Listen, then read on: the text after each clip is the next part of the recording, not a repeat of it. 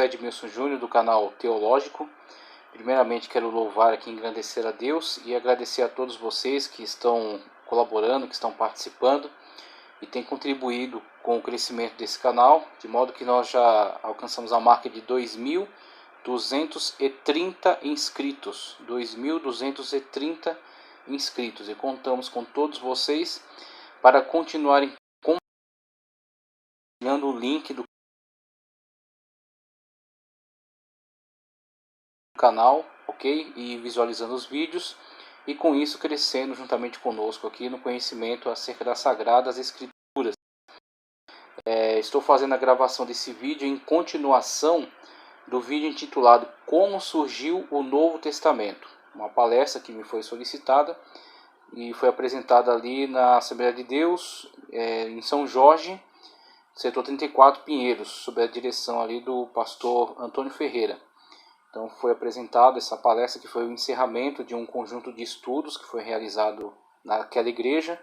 O pastor Antônio Ferreira, o professor Davi Lins e acredito que outros irmãos que se envolveram também no projeto, que não me recordo aqui do nome, mas eu tive o privilégio de estar apresentando então essa palestra como fechamento do cânon neotestamentário.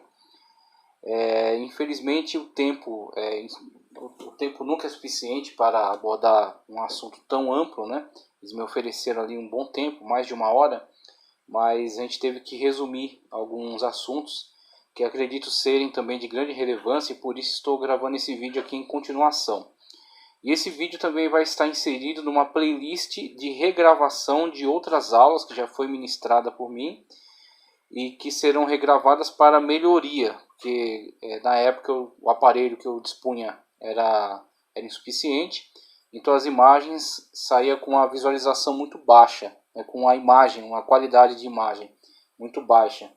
Então eu estarei regravando essas aulas para oferecer para todos vocês uma qualidade melhor de imagem e o áudio que já está disponível, o áudio da aula que foi ministrada. Então o áudio será inserido numa imagem melhor. Serão disponibilizados então esses vídeos na playlist Introdução ao Novo Testamento e como fechamento dessa playlist o vídeo Como Surgiu o Novo Testamento e em continuação a esse o vídeo que estou gravando agora, ok? Sobre autoridade do cânon neotestámentário, que será atribuído a essa aula, a autoridade do cânon neotestamentário. Quero dar sequência aqui trazendo algumas imagens somente para fazermos aqui relembrarmos aquilo que já havíamos abordado. A primeira imagem que você visualiza, intitulada Panorama do Novo Testamento, mostra para nós toda a extensão do território alcançado pelo Império Macedônico. Império Macedônico de Alexandre o Grande, ou Alexandre Magno, ok? O ano de 323 a.C. Ele teve um período de vida muito curto, mas ele, devido à aplicação, devido à estratégia, à grande força, né, de seu exército, conseguiu expandir o seu território extraordinariamente, partindo da Macedônia, Pela, na Macedônia, em 334 a.C., ele expandiu seu território por todas as regiões que estão sendo aí visualizadas, né? A região da Grécia, depois partindo para o que hoje é conhecido como Turquia, mas que na época era conhecido como Mísia, Lídia, Lícia, Panfilha, Frígia, Capadócia, Cilícia, descendo também pelo que é conhecido hoje como Palestina, hoje também conhecido como Líbano, que na época era Fenícia, a Síria, o Egito, partindo depois para a Babilônia, para a Pérsia, ok? Chegando até regiões do Irã. Temos também no mapa indicando Gerdrósia, já se aprofundando aí para regiões ao norte também na Bactriana, Sogdiana, e aí vai até além, chegando quase que à Índia mesmo, né? Chegando até os territórios que hoje podem ser indicados aí como território da Índia. Mas toda essa extensão territorial, alcançada rapidamente na época, né, por Alexandre o Grande, o Império Macedônico, que morrendo tem então seu império dividido entre 4 generais, dentre eles 2 serão famosos no contexto bíblico, que são os generais ligados à divisão dos Ptolomeus e outro dos Seleucidas, né? Sendo os Ptolomeus mais concentrados na região do Egito e os Seleucidas na Síria e Babilônia, sendo que os dois disputarão então a Palestina, o que é conhecido hoje como região da Palestina, a região ali onde está Israel, ok? Então essa região será de disputa entre essas duas partes aí do Império Macedônico dividido, né? Esses dois impérios que dão sequência aí à sua influência nessas regiões. Então temos aí, já abordamos de uma forma mais específica na aula passada, então a gente segue adiante, falando do império que sucedeu o Império Macedônico, que é o Império Romano, ok? O Império Romano, que tem sua origem aí por volta de 700 a.C. e vai estender a sua história até o ano 476, ok? Depois de Cristo. E aí por volta do ano, a gente tem aqui a data, por volta do ano 30, por volta do ano 63. Por volta do ano 63 ele chega então aos territórios da Palestina, ok? Dominando então o território onde estava a Judéia, impondo a Pax Romana, impondo então seu domínio sobre essa região. Nós temos o mapa que está indicando a expansão aí do Império Romano, né, do território romano, e com outro mapa nós também mostramos as estradas. Então Roma, quando estabelece seu império, sua influência sobre todos esses territórios, ele organiza essas regiões, ele estabelece sua dominação tanto política como militar sobre todas essas regiões, estabelece cônsuls para governar essas províncias distantes, muitos reis que se tornam vassalos, né, do Império Romano, e também uma importante rede de comunicações com estradas asfaltadas.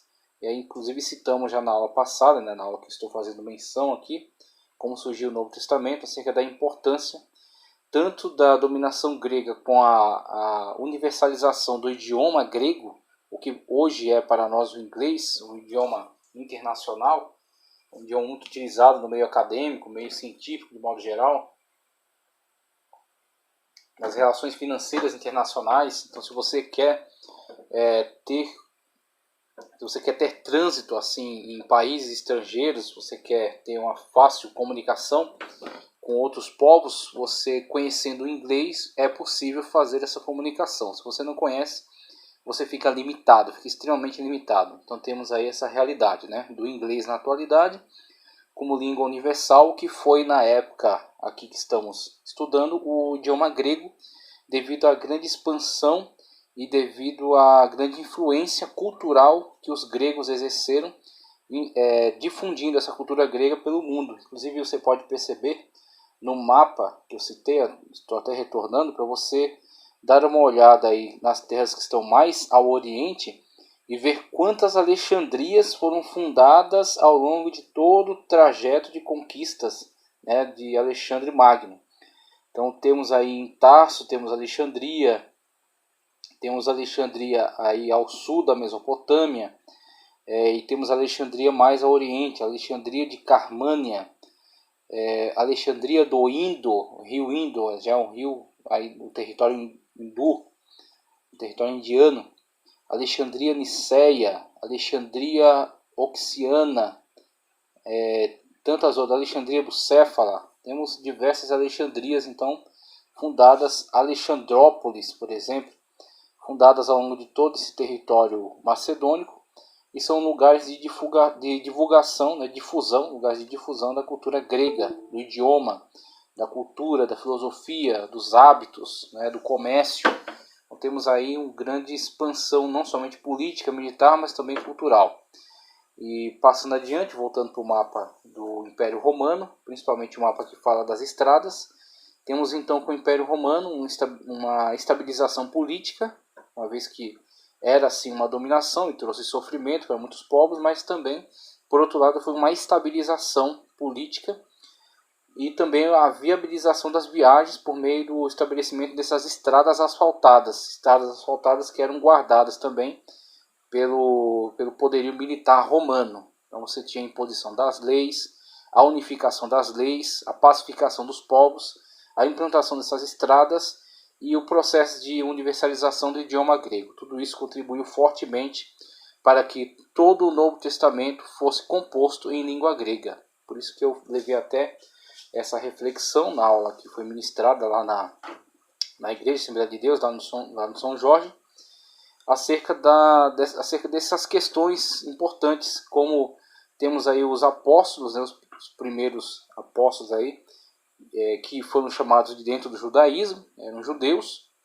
Então, sendo judeus, falavam o aramaico, e aí você já tem uma questão interessante a se verificar. Então, eram judeus, falam todos hebraico? Não necessariamente. Você vai ter a questão do cativeiro, o retorno do cativeiro, a difusão da língua aramaica, porque eles estiveram ali naquele ambiente caldeu, então o povo comum precisou se adaptar ao meio, então adquiriram o idioma aramaico. Retornando, você tem novamente um fortalecimento da cultura, né, da fé religiosa judaica, a leitura por Esdras, né, do livro da lei em hebreu, só que os comentários, né, o Pesher, os comentários sobre essa leitura em aramaico para facilitar a compreensão do povo. E aí você vai ter muitas pessoas que vão estudar e vão conhecer o hebraico, em contato aí com mestres, com professores, né, com os futuros fariseus e os escribas mencionados no Novo Testamento. Só que o povo, de modo geral, usando o aramaico no dia a dia, né, o hebraico para um ambiente mais, vamos dizer assim, um ambiente mais culto, mais religioso, ligado ao livro, às discussões em torno do livro, ao tribunal, ao rito, né, os rituais restabelecidos no templo. E o aramaico é uma língua do dia a dia, uma língua do comércio, uma língua de casa, do trabalho, né? Então você tem aí o aramaico no contexto mais popular na região ali de Israel, de Samaria, nas regiões ali.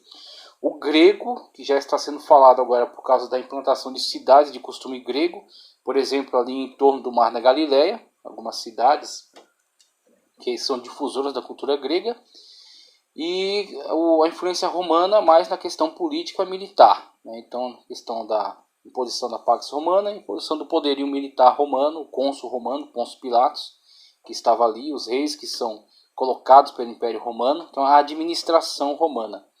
Então, nesse contexto é que o Novo Testamento, escrito por apóstolos judeus, será escrito por eles em grego, uma vez que esta é a língua que dará mais difusão, dará mais visibilidade, então, possibilidade que outros povos distantes possam ter contato com esse conhecimento. E aí nós vemos em tudo isso, como foi ressaltado na aula passada, né? Nós vemos em tudo isso grande sabedoria da parte de Deus, né? Como Deus de fato controla, como Deus de fato governa toda a história, porque nós não temos como não ver a mão poderosa, a mão soberana desse Deus maravilhoso, trazendo essas situações de modo a que venha favorecer o povo de Deus, favorecer a sua mensagem, favorecer a difusão da palavra de salvação, da graça salvífica em Cristo Jesus, sendo difundida para todos os povos por esses mecanismos. Tanto a questão da unificação política e militar dos romanos, quanto a questão da universalização do idioma grego, e assim o evangelho, os apóstolos percorrendo por todas essas terras e escrevendo os textos em língua grega, podendo alcançar um grande número de povos e chegando até nós, né? O trabalho extraordinário que a igreja fez de preservação dos textos, de divulgação dos textos, né? De ensino, um ensino muito sério, depois uma apologia que é feita para defender esses textos das heresias, das distorções, chegando então na sua pureza até os nossos dias e continuando com um poder extraordinário de transformação de vidas. Então nós percebemos através do poder que está presente ainda nesse texto, o quanto de fato ele é um texto revelado, teopneustos, inspirado pelo Deus Todo-Poderoso. É isso que nós temos observado e isso continua sendo verdade. Aí a gente passa adiante, novamente lembrando que essa primeira parte é somente relembrando a aula que já foi dada, ok? Somente para refrescar nossa memória. A ênfase que foi solicitada para mim sobre a obra paulina, e claro, eu também trago uma ênfase, trago assim uma expansão geral do tema de introdução ao Novo Testamento através das demais aulas. Então na playlist você vai ter disponível as aulas que tratam especificamente sobre toda a problemática, né, de introdução ao Novo Testamento, com os evangelhos sinóticos, o Evangelho de João específico, sobre o livro histórico do Novo Testamento, né, Atos, em conjunto com a obra de Lucas, né, toda essa obra lucana maravilhosa, as cartas de Paulo, as cartas universais. Então tudo isso é discutido ao longo dessas lições. E aqui eu quero dar mais ênfase à questão da autoridade do Novo Testamento. Mas no primeiro momento, esse mapa que você observa é o mapa das primeiras viagens do apóstolo Paulo, saindo de Antioquia, né, passando por Salamina, Pafos, na ilha de Chipre, e subindo então para o território aí da Capadócia, né, o território chamado Capadócia de forma geral, mas com regiões administrativas mais específicas. Essa região sul sendo a região da Galácia, que então carta aos Gálatas, não é que existe uma cidade chamada Gálata, mas sim que é uma região chamada Galácia, na qual inclui algumas igrejas. E temos as igrejas, por exemplo, que foram visitadas, né, comunidades onde foi fundada uma igreja, onde foi deixado ali o evangelho e prosseguiu, né, formando uma comunidade importante. Temos Perge, Antioquia, Listra, Icônio e Derbe. Tarso está indicado aí porque é a cidade natal do apóstolo Paulo. Mas temos essas cidades como cidades referência da primeira viagem missionária de Paulo. E quando Paulo retorna, então, para trazer os resultados, os relatórios da sua missão, após isso ele fica sabendo que muitos fariseus que estavam, de certa forma, ligados ao cristianismo, mas que não haviam abandonado, né, o seu conceito de salvação por meio da lei mosaica, né, ou de submissão total às leis mosaicas, eles vão então por essas igrejas promovendo a judaização, então, contradizendo aquilo que Paulo havia afirmado sobre salvação unicamente pela graça, e judaizando, tentando judaizar essas comunidades. Quando então Paulo escreve a carta aos Gálatas, veja, aqueles que estão incluídos nessa região, essa região ao sul, que hoje chama-se Turquia. Então temos então a carta aos Gálatas, uma ênfase extraordinária e assim um tanto enérgica, né, do apóstolo Paulo combatendo essa judaização, né? Então Paulo é bastante enfático, bastante enérgico, sendo que em algum momento Paulo chega a chamá-los até de insensatos, né, ou até de trouxas mesmo. Ó trouxas, né, Gálatas, quem vos fez, vocês começando pela graça, agora retornais para a lei. Então temos aí Paulo asseverando que a salvação é unicamente pela graça de Cristo Jesus, dispensando quaisquer outros meios substitutivos ou até que se acrescente à graça de Cristo. Nada se pode acrescentar à cruz de Cristo, é suficiente para a salvação e é o único meio pelo qual devemos ser salvos. Então Paulo enfatiza nessa defesa contra essa judaização na carta aos Gálatas, fruto aí da primeira viagem dele. E a gente ressalta isso porque existe até uma disputa, uma certa disputa no campo teológico, né, relacionada à introdução do Novo Testamento, no que diz respeito aos primeiros documentos escritos no Novo Testamento.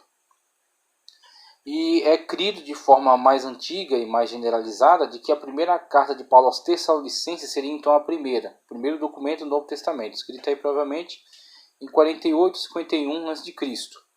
Só que com essas pesquisas, inclusive pesquisas desenvolvidas por Ciro William Ramsey, que era ateu, e parte então para esses lugares aí fazer uma grande pesquisa. Não sei afirmar agora se ele é ateu, mas ele era cético. Tá certo? Desculpe se eu cometi um equívoco. Talvez o termo correto não fosse ateu e sim cético. Estava bastante cético em relação à autoridade do Novo Testamento e partiu para fazer uma longa viagem por essas regiões, certo de que haveria de comprovar diversos erros na narrativa de Lucas, em relação às cidades, a locais geográficos, né, a eventos. Então ele parte para fazer uma grande pesquisa arqueológica nessas cidades, tentando já encontrar erros mesmo, já certo que iria encontrá-los, né, erros na narrativa, porque acreditava-se que na verdade Atos era fruto de uma construção totalmente artificial e posterior, feita para como que conciliar duas teologias, a teologia paulina e a petrina. Então Atos como que foi costurado para produzir artificialmente a ideia de uma igreja unificada. Então é algo que se acreditava na época, pela alta crítica textual, acreditava-se nisso.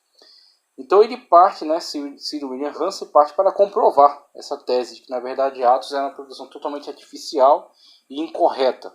E quando ele começa a fazer essa viagem e observar que os trajetórios descritos por Lucas batem com aquilo que as evidências estão mostrando, estão apresentando, e que